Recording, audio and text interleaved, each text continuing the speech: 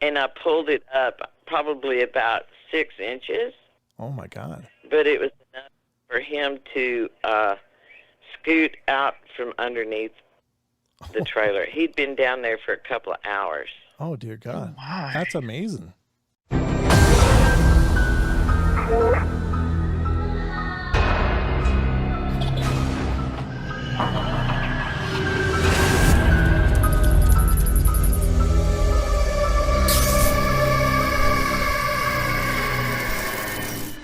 Welcome. It's Wednesday. It's hump day. And we are here to celebrate that with you.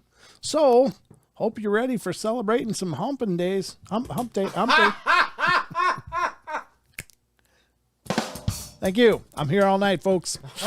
This is the comedy you've come to love here at the Paranormal Portal. A minute and a half in yet. We're just aiming right for the gutter, folks, because when you start low, you can hardly fail from there. We can tell from some of the things that are accomplished by like those parkour athletes, we are capable of doing way more than we believe we are.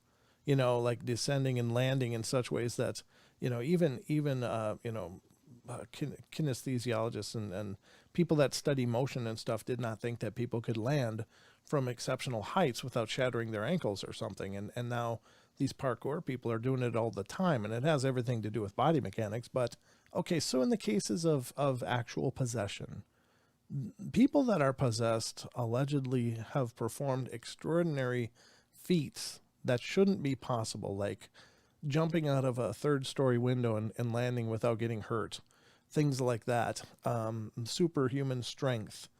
So it's probably possible that, again, we talked about it a little bit last night about the fact that we don't think that we're capable of great things, but you know, when we're talking about Sasquatch, it runs so fast nobody can believe it.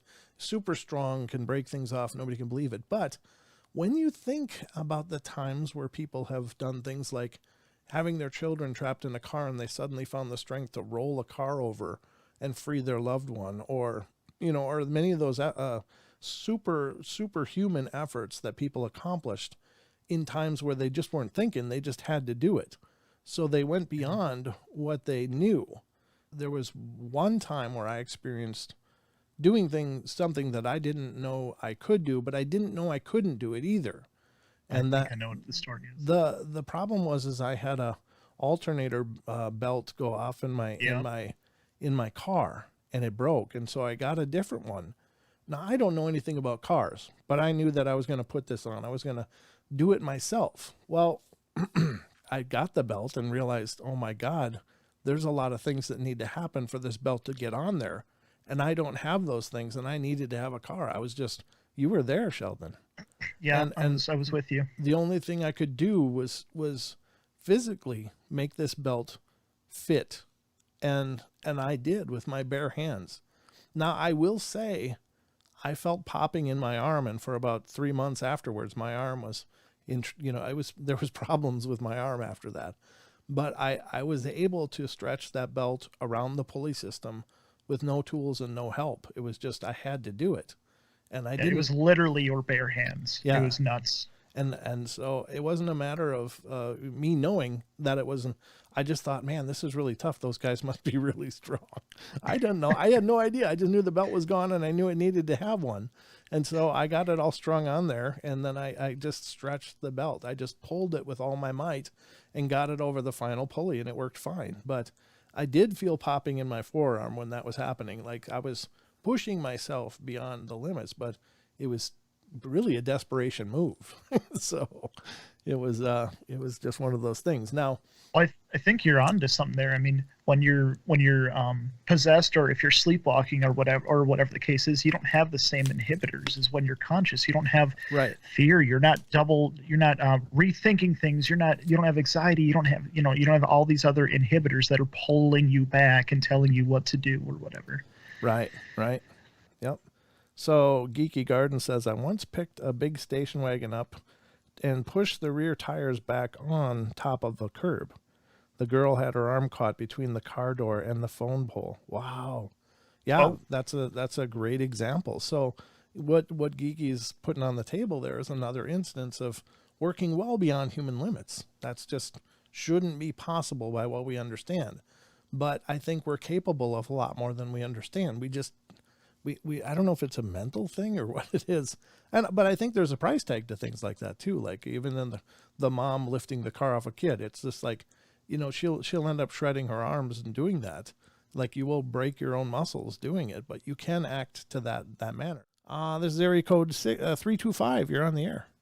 What's on your mind tonight? I'm doing okay. Reason I called was because we were talking about the surprising strength. Mm-hmm.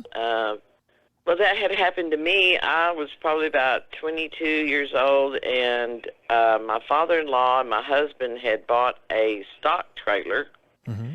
and down at their house, I would go down there all the time. I went to the house, and my mother-in-law said, yeah, your father-in-law's down there working on the trailer. Uh-huh. We were putting a new floor in it because it was rotted out. Mm-hmm.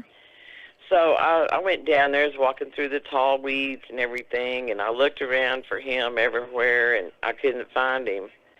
And I heard this clank, clank, clank. I heard my father-in-law say, is that you? And I said, yeah, where are you at? He said, I'm under the trailer. Ooh. And he sounded weird. He said, I'm trapped. It's falling on me. I can't get out. Oh, no. And without, without even thinking, I reached down there and grabbed the rail on the bottom of that stock trailer. Uh-huh. And I pulled it up probably about 6 inches. Oh, my God. But it was enough for him to scoot out from underneath the trailer. He'd been down there for a couple of hours. Oh, dear God. Oh, my. That's amazing. Yeah. Wow. Yeah, and I don't know. I was just going down there to check and see, how the trailer was coming. I thought I'd go down there and help him, so I was glad I did. Yeah, no kidding. Now, how are you after that? I mean, were you just fine, or did you damage yourself in the process? No, my hands felt a little bit because the rail was kind of narrow, and my hands felt like a little bit of strain on it, but no, nothing. Not my back, my legs, nothing. Wow. That is amazing. How much do you think that weighed, or did you ever get a pound idea? I don't know. It's a iron metal stock trailer that was about, 15 feet long. Wow. Wow. I see why you're called Wonder Woman and now. Yeah. It's about, it was about 2 feet over my head, so it'd be about 7 foot tall. Man. And 50 feet long, made out of, iron. Right. Yeah. That shouldn't have been possible, but you did it, huh? Yeah. It would be it would be close to as much as a car. Sure. Yeah, that's a lot of metal, man. Wow. Thank God you did, though, because Yeah. I'm sure you saved his life. Yeah. Well, somebody would have checked on him eventually, but who knows if he, would have. Yeah. He was getting on up there in age, so Sure. anyway. But I thought I'd call in, and I hadn't talked to y'all in a while, and That's just wonderful. thought I'd call in. Thank you so much for calling in and sharing your story, especially. That's incredible. That's amazing. Thank you so much. Yeah. Thank you. All right. Well, you're welcome. Love you guys. All right. Love you too. Take care Love now. you too. Bye. See ya. That is awesome. That's an incredible story. Wow. That's a full trailer, 15-foot big metal trailer with it's not just the bottom part. It's like the sides and the top. That's heavy. Jeez. Yeah. Amazing. Absolutely. Amazing. Amazing. Yeah, no doubt.